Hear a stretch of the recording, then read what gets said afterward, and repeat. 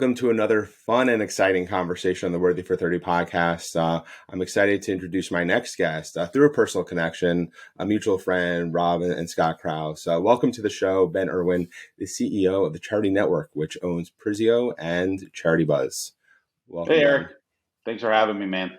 Absolutely. So, as I was introduced to Ben through Rob Krause specifically, I told him the premise of the show, which is talking to industry leaders like himself who are doing good while doing well. And what better way than to talk about CharityBuzz, which is helping a lot of great causes and charities run fun and exciting auctions and provide experiences to the end consumer. And in return, of those auctions, there's high yield for those charities and foundations and other causes that you may or may not have heard of. So again, CharityBuzz is really getting a lot of great causes online, but more importantly, connecting those causes to consumers and vice versa. So Ben, the way that I like to start these conversations is really understanding how you got to where you are today. Doing my research, I understand that you encountered a fork in the road a couple of years after graduating college. So I'd love for you to expound upon that. Yeah, and thanks again, Eric, for having me. And the show and the premise certainly resonates with me. So I'm really happy to be connecting. So I went to school down in D.C. at George Washington. Originally was going to be a lawyer, studied poli-sci there. Then realized after speaking to a bunch of lawyers in college that I no longer wanted to be a lawyer. So then it was, like approaching graduation, you start thinking about what are you going to do with your life? And at that point, I was young. I can look back and say I was ignorant. And I just equated career with making the most money. That's all I wanted to do. If you make money, you're happy and your career is successful. So my background was always in sales, whether it was working summer jobs at retail stores, interning for entrepreneurs throughout college. And I joined a company called the Corporate Executive Board in a sales role, really just like dialing Fortune 1000 finance executives. And fast paced, energy, quota driven role. And you could eat what you kill. And so that really appealed to me until I ended up doing it. And what I realized probably 6 months in, ended up staying there for over a year, was that if I'm going to devote the majority of my waking life to doing something, the promise of making money was not enough. That was not going to lead to a fulfilling and exciting existence. Like my energy was down. My girlfriend at that time, who's now my wife, would tell you I wasn't fun to be around. So you come to this fork in the road, which I think a lot of people my age back then were facing, where you go the purpose-driven impact route, working for an NGO, a charity, go the Peace Corps, teach for America, feel good, right? Your heart is satiated, but you're living on ramen noodles. Or do you go the route of trying to make as much money as possible? If you remain altruistic and true to your values, then maybe in 10, 20 years, you have some money in the bank that you can donate back into causes and get your fix that way. And neither one of those was really exciting to me. So the idea of a social enterprise like CharityBuzz, which I kind of stumbled into, was that fork in the road kind of coming back and merging together. And I was lucky enough to find it. And, fortunately now a lot more of these types of companies and roles exist in the world. So this fork isn't as prevalent as it was back in 2005. Yeah, that's super interesting. Because I graduated the same year that you graduated from college, and thinking about mission driven versus versus or inclusive of making money. You thought about it again, like as you said, in two separate buckets, two separate camps. But what CharityBuzz has allowed you to do is like, wait, I can work for a for-profit enterprise, and at the end of the day, we're driving high yields for the causes and charities that we work with. So I feel good about, again, what I'm doing, day in and day out. And you've been with CharityBuzz more or less since the beginning.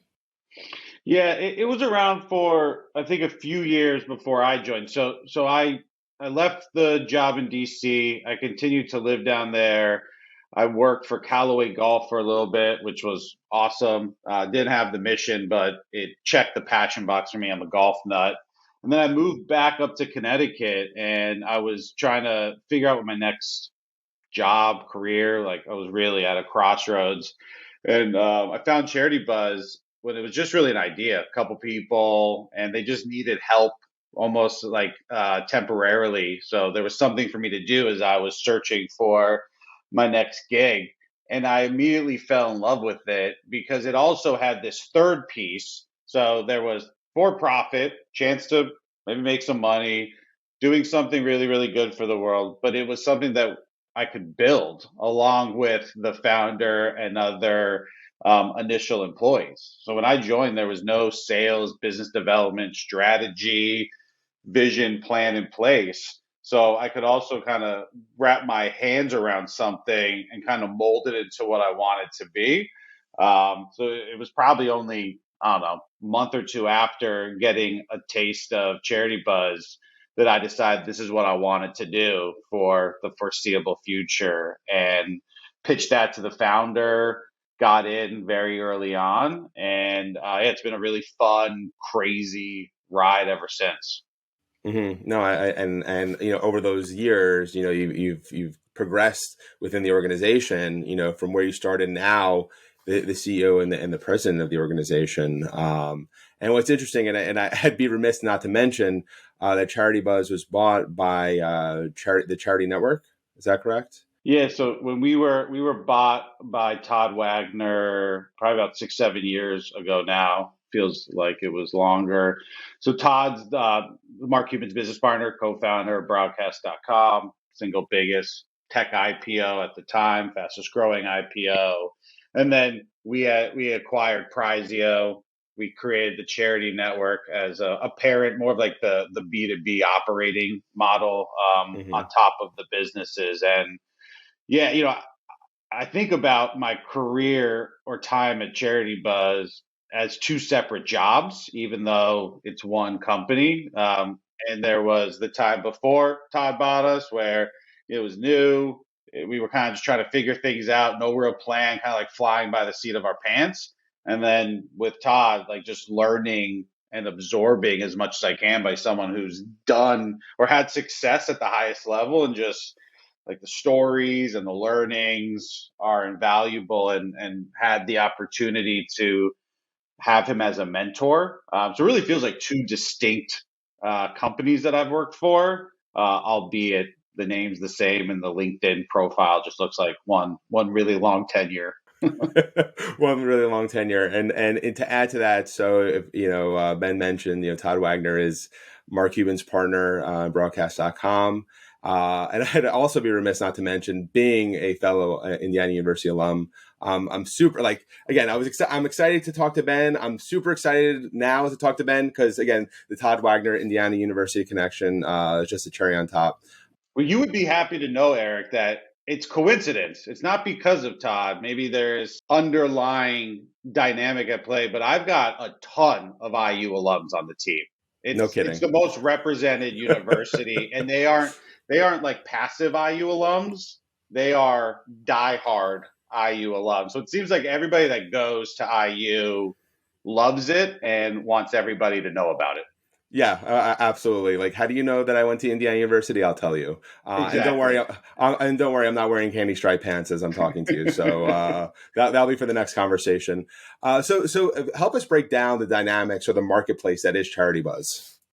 Yeah, so I think it's helpful just to talk about the history briefly to see where we are today. So the business really started as a light bulb, going to live auctions at charity events. In a lot of these rooms, especially in New York and LA, there's these unbelievable opportunities like go to the Oscars, hang out with this celebrity, go backstage at this concert, but it's only being offered to a room of three, four, 500 people, of which 5% are bidding. So you've got these opportunities that have global demand, global desire, but just in this really small group. So why not bring those online, distribute them, more people that see them? If you target correctly, more people bid, more money raised. So that was really the impetus of Charity Buzz. And in the early days, everything we did really surrounded large galas or fundraisers. But as we knew, the only way to really grow and scale the business was to create more of a platform or marketplace. So we still, a big part of our business still is working directly with charities. It's consulting and strategizing with them around who do they have access to, what can we leverage in new and exciting ways, because what works really well on Charity Buzz may not work in their traditional fundraising. And that's where like the complementary dynamics really come to play.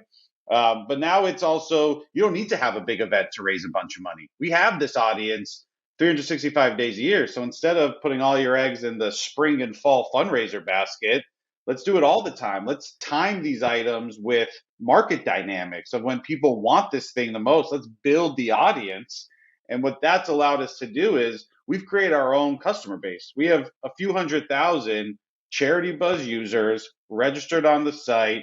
They are affluent, they're socially conscious, and they just want access to really cool and exciting things, access, experiences, collectibles, you name it.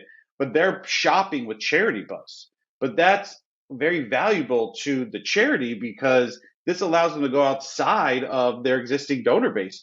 Still reach out to your donors and raise money based on your cause and your mission. But here's this whole other stadium, a few 100,000 people who are more than happy to donate unrestricted funds to your charity, but they're doing it based on what you're offering versus what you do. So it makes the pie bigger for them, and that's what we've done. But then over time, it's all right. Well, how do we grow and diversify the business, because we just want to scale? It's the beauty of having a for-profit business is that's the mindset that the company has. So we've started creating a storefront. So instead of just auctions, just fixed price opportunities, we have a giveaway platform with Prizeo, which think about as like a raffle at your local fundraiser on steroids. We have a concierge business where we can broker like extraordinary experiences privately for our top customers. And then we recently acquired a corporate entertainment and hospitality company because experiences of these types of packages are being purchased by big companies to entertain prospects, clients, employees. Why not have them be more exclusive, more memorable, which is what we do, and also be able to tell everyone, hey, this is also supporting a really great cause. So it's all about like focusing or leveraging these core assets we have. We have an audience, we have expertise, we have relationships, and what are all the different ways that we can take those assets and drive more and more value for the business. And when the business does well, the charities do well. Oh, I would think so. And that's all layered into the tech platform. Again, you're a platform for both connecting causes and charities to that end consumer who wants that memorable experience or memorable thing. At the same time, they're socially conscious, so they want to be, again, doing good while doing well. What I'm purchasing, again, a percent or a lot of that is going to that cause that I intend to support. So thinking about that, Charity Buzz, just so I understand, 100% clearly, still do what you're doing. Rent a room at the Pierre. Again, I'm going back to our first conversation. Rent a room at the Pierre, have that fundraiser, but think about Charity Buzz again as that strategic partner to help open you up to a massive audience. So again, it's not a moment in time. You're creating these experiences or you're supporting these experiences throughout the course of the year. Yep, and it's bespoke, right? It's like it's not one size fits all. There's some organizations we work with who they don't need us for their fundraiser. They've got the right people in the room, and the amount they raise is as much or exceeds what we can do, and that's great. Let's focus 6 months opposite your event. Let's focus on opportunities you're not going to include in your event that will do really well on our platform. We got to understand your goals, like everything that plays into your existing fundraising efforts. And then we just need to figure out where we fit in to add incremental value. We're not taking anything away from what you're already doing. Keep doing that. What if we can find 20%, 50% more money over here? And if it's relatively low lift, then that's where the real value happens. Because what we do for the most part is we're raising money for charities that otherwise would not go to charity without CharityBuzz sitting in the middle. And what I mean by that is, so lots of people will dedicate a certain percentage of their, salary or funds every year to charity. Mm-hmm. That's still happening, but they're also spending money on anniversaries, birthdays, discretionary. Oh my God, this is my bucket list. I just want this. Right. That money is now being diverted, or a portion of it, to charity because we sit in the middle. It's not going to a concierge, a travel agent, all these other people. But CharityBuzz is like this vehicle that's saying, all right, we're going to take a portion of that money, we're going to give it to a really, really great organization.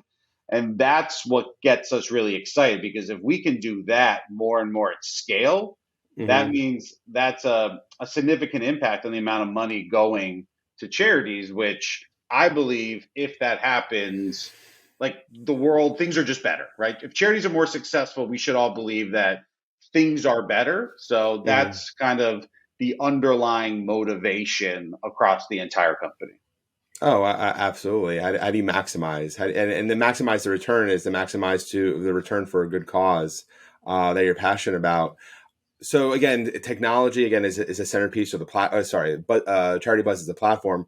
What was like? Can you put your finger on an insight or a data point that you or your team uncovered that was super impactful on the business? Yeah, I'm just going to use recency bias here because we just uncovered some really cool ones. So we recently hired a new head of marketing, comes from a growth marketing background, and a new head of BI, and we're thinking about what's the unique mix of marketing, specifically advertising, between acquisition and retention. What most people in that role would be doing, since at the end of the day we're a B2C e-commerce company, so this is how we have Mm-hmm. to think. And we started looking at retention across a bunch of different views, and what we saw was over a 365-day period, customers who won an item, 41% of them placed a subsequent bid within a year. So we believe that's our form of retention on the auction side, because auctions are unique and Mm-hmm. there's not a lot of people doing them. So we reran that analysis a bunch of times because we didn't believe that it was that high. We have a lot of people from previous ecom companies that said there's no way we have a 41% retention rate. That's not a thing, but it's true. So we have a really loyal existing customer base, and we want to boost that up. But we know that that means we should put more of an emphasis on acquisition, because if our retention is so high, then obviously Mm-hmm. LTV and the cost of acquiring a customer, we can start getting a little more aggressive with. Um, so that was one that has been a really fun insight, that has had a direct impact on our strategy as it relates to marketing and advertising. Mm-hmm. Excellent, and it's a great 41% of your existing customer base is again putting a subsequent bid within a year, and the using e-commerce or DTC terminology, the average order value for an experience is rather high for a charity buzz auction. So to get that same person to again put in a subsequent bid for something, in that realm, again, is amazing. And again, it speaks to the loyalty of that consumer. Again, the first party data, and we can spend a lot of time on that, is huge for Charity Buzz. One other, in somewhat changing gears, again, you're helping charities procure experiences or items to auction through their boards, through their connections, and really unlocking the people that sit on these charities boards on how to again procure these experiences that they can auction off to get the highest yield. But one other thing that you mentioned was Charity Buzz's owned experiences, vertically integrating the experience itself. So, can you talk to that? Like, we'd love to understand, what that vision looks like. Yeah, so I mentioned that historically it was exclusively working with charities, using their connections and having them secure the inventory. And that's a great model. We don't hold Mm-hmm. inventory, there's no overhead, Right. but it doesn't give us the complete control over the business that we need. So as we think more and more about the different levers we can pull to grow our business. We're a supply and demand business. So there's moments in time where there's more demand in the marketplace than we can supply vis-a-vis our charity partners. The best example I always use is Super Bowl. So Hmm. let's say in Super Bowl, leading up to the Super Bowl, we know we could probably move upwards of 100 different packages to have like a really fun, unique Super Bowl experience. But through our charity partners, we're only able to secure 10. Well, we have to fill that void because it's what our customers want and that's our commitment to them. So Hmm. we're more and more going out and we're putting together these experiences ourselves. We're fortunate enough that through the 15 years or so of being in business, we have a pretty extensive Rolodex and the relationships, they're deep. So we know how to put together these incredible experiences where we're taking the position, we're putting the assets together, and then we're delivering a branded CharityBuzz experience, which is the other piece of it, where now we control not only the creation and Hmm. therefore the quantity of the item, but we control the fulfillment or the redemption of the item because it's ours. We're there. It feels like it's CharityBuzz, which is going to create more loyalty, hopefully even higher retention rates. So we've Hmm. been doing a lot of that recently, and that's a huge focus moving forward as part of our strategic plan. But another really good example is we secured a portion of the Bootsy Bellows suite at the new SoFi Stadium in Englewood.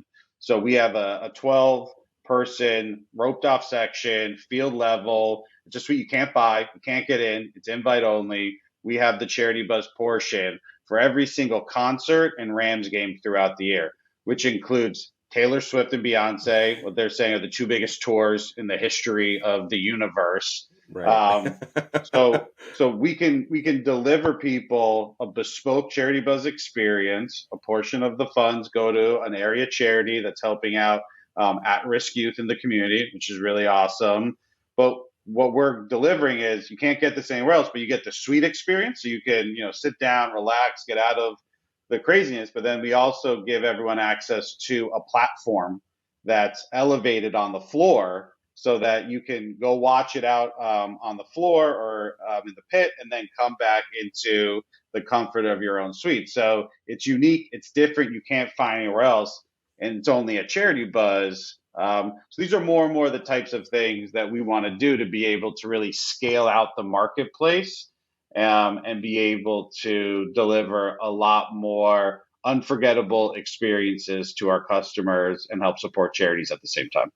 Yeah, no, it's again sounds very exclusive, and also sounds like again you're building this moat. Like again, you can't find this specific experience anywhere else. It has to go through CharityBuzz, and at the same time that you purchase it, again a portion of those proceeds go to an area charity or cause for at-risk youth, which is a tremendous. So you feel good about again buying those this Taylor Swift or Beyonce tickets, which of course I've heard are really hard to come by. In terms of what does innovation look like in the charity space, according to from your perspective?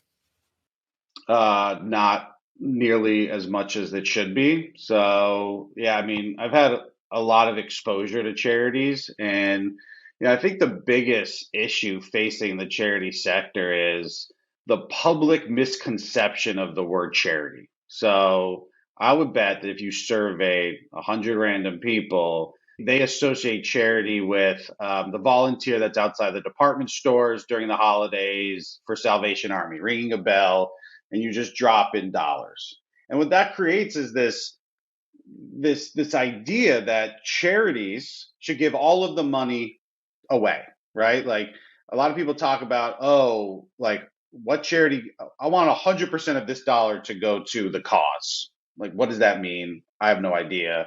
Or how dare that CEO of that charity makes money? But these are humongous organizations. Like we're asking this entire sector to solve some of the most complex problems facing the world. It's like, hey, save the environment, cure cancer, feed the homeless, reform education, but don't make any money, don't pay anyone anything, don't take risks and don't innovate. So it's like we just tied both arms, both legs behind your back and blindfolded you. Like it's just not going to happen. So why can't charities pay people well, right? The example I always like to use is like, let's say you had two CEOs side by side. This CEO makes $100,000 and this CEO makes $500,000. But the $500,000 CEO is capable of driving 25 times more value or impact than the $100,000 CEO. Most people would say it's the $100,000 CEO. No CEO of a charity should make $500,000, but if they're delivering 25 times more, and furthermore, if that same job, scope, budget, responsibility was in the for-profit world, it'd probably be a $5 million a year charity.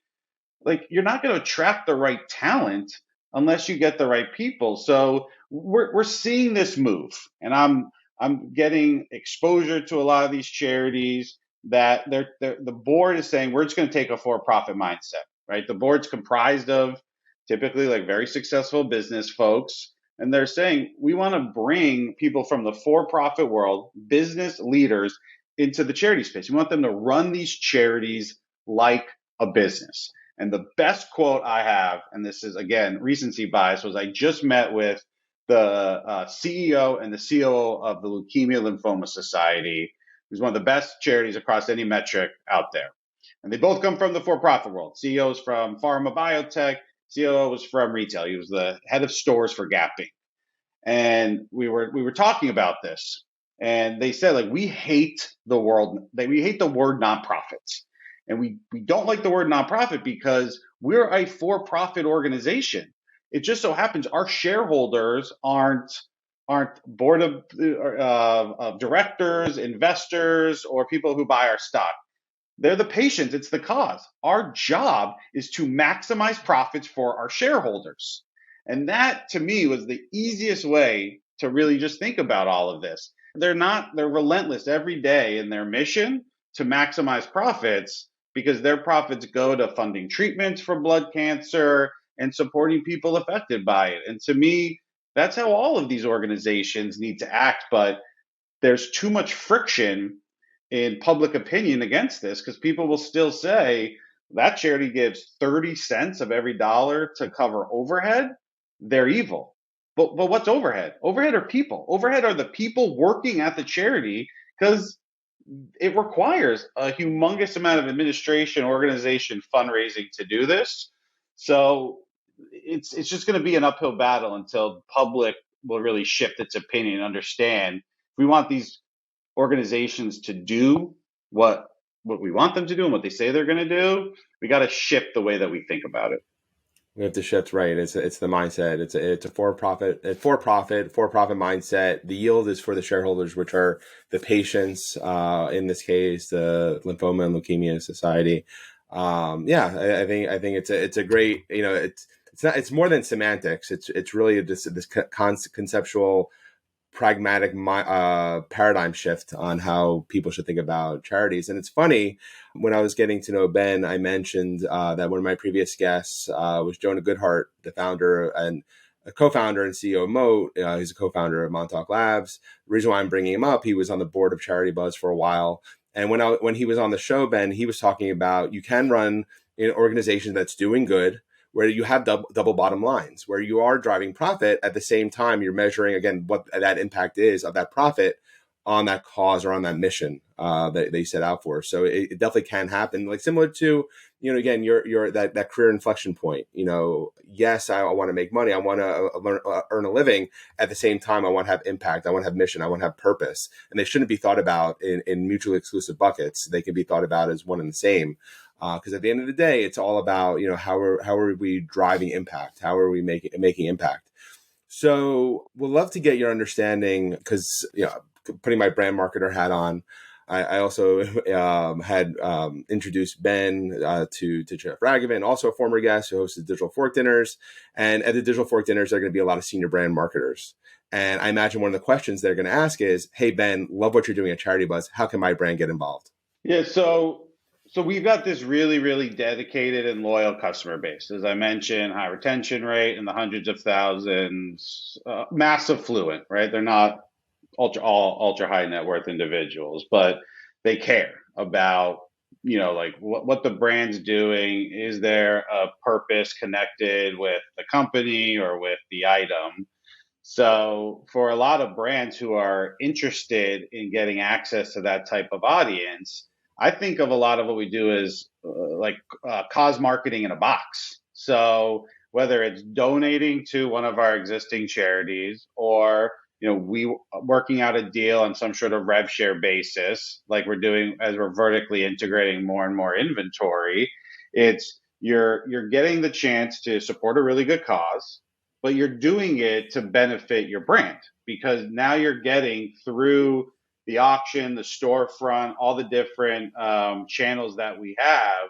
You're introducing yourself to this incredible audience with a big old halo on top of your head, because by being on the site, you are therefore care about doing something really good. So for a brand marketer, it's an amazing, because it doesn't cost you anything. So you're either donating or we're figuring out some other deal where it could actually be good business, great exposure, promoting to an incredible new audience, and that's it. And it's easy, it's fun, it makes a difference. So that's what I would say is the easiest way, is just coming up with different ways to put together inventory that goes onto the site in a variety of different models. And you're just going to get a bunch of really, really high quality impressions in a much more Mm-hmm. meaningful and thoughtful way than just, your typical advertising. Right, right. You're not just like stamping your brand logo and here it is. It's more of a 360 approach to giving and to cause related initiatives. So Ben, we're nearing the end of our conversation. Again, we can talk forever. But in terms of existing charities, so it's funny. I'm wearing my Cycle for Survival T-shirt. I'd be remiss not to show that off. It's an organization that's near and dear to my heart. Been involved with it for 12 years. It's raised over $330 million for rare cancer research in partnership with Memorial Sloan Kettering. So how does an organization like Cycle for Survival, if it's not, again, I haven't checked the CharityBuzz website, how does an organization like Cycle for Survival, again, get involved? Is it just as easy as procuring an experience or a product and just listing on the site? Yeah, Yeah, love to get your perspective. we like to, have the conversations before any of that work even puts in. So you go, Charity Buzz is a big partner with us, button form where you can connect with one of our fundraising experts, reach out to me, Ben at charitynetwork.com, connect with me on LinkedIn. The entire team, and me probably especially, just really love connecting with new organizations, because the way I think about it is, so somebody involved with for Survival, unbelievable what they've done. I know some folks involved. These are just these are awesome people. These are people who, again, they've like committed their lives to doing something really, really awesome. So hey, we Mm-hmm. just want to meet and learn about what they've done, and then think about, because at that point we're inspired, right? So you learn about what these people are doing, and now we're inspired to help. So then we put on our creative caps, leverage the expertise and experience we have in our marketplace and with experiences, and then we help guide them on exactly what to go get, the timing of it.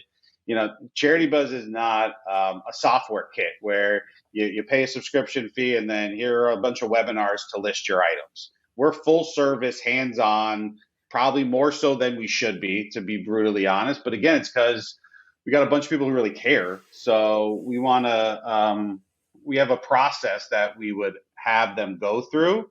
That's based on 10 years of doing this. But yeah, it all just starts with a conversation. We want to get to know what they're doing, what their goals are, before we get started any next step.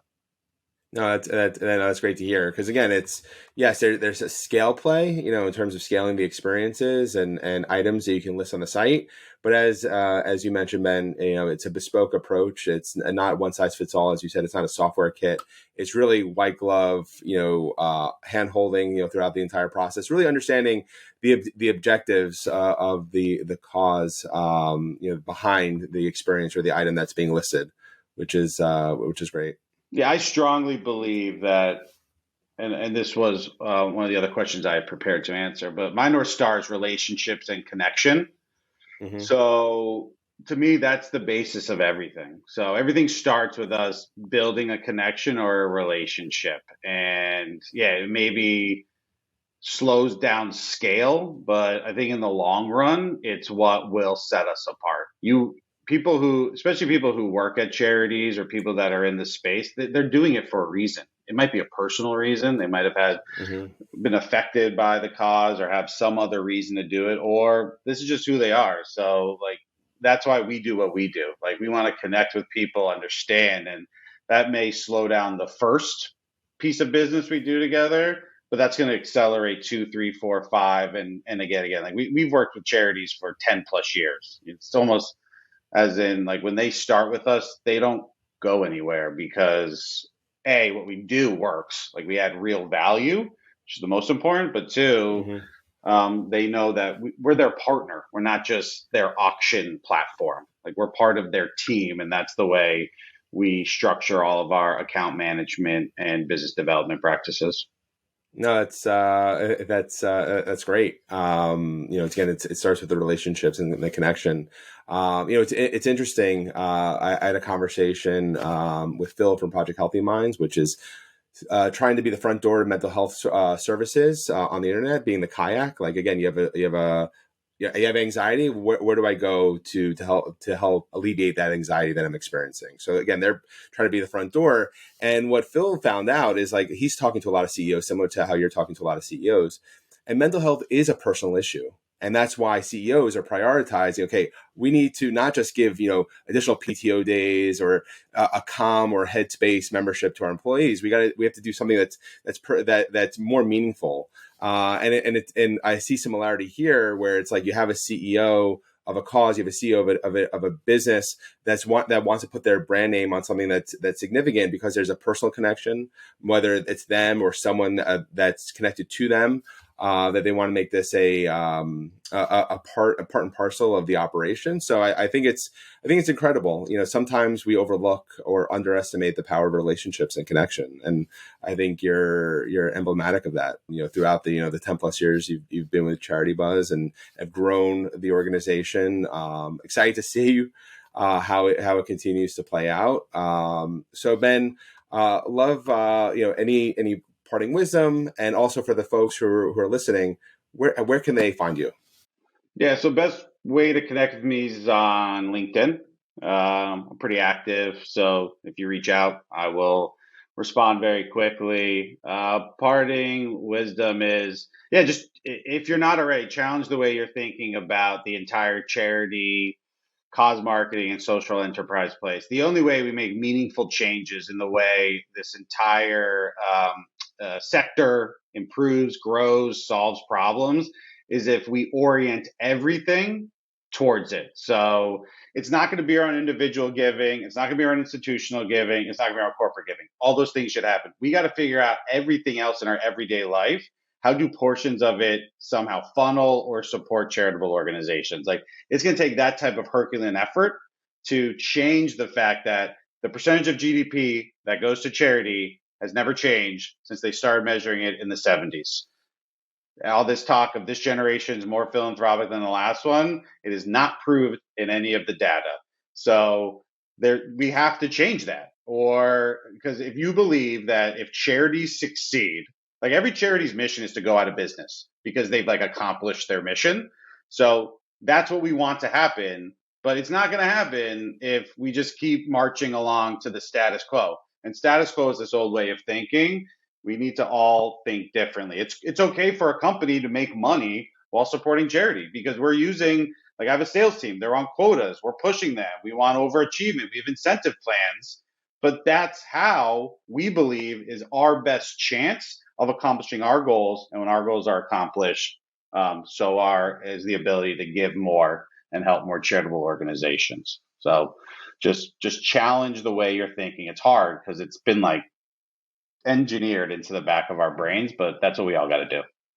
Right. Work collectively and collaboratively to move the status quo in a new direction to drive high yield for causes and charities. Ben, it's been a pleasure. Looking forward to again meeting you in person soon in New York City.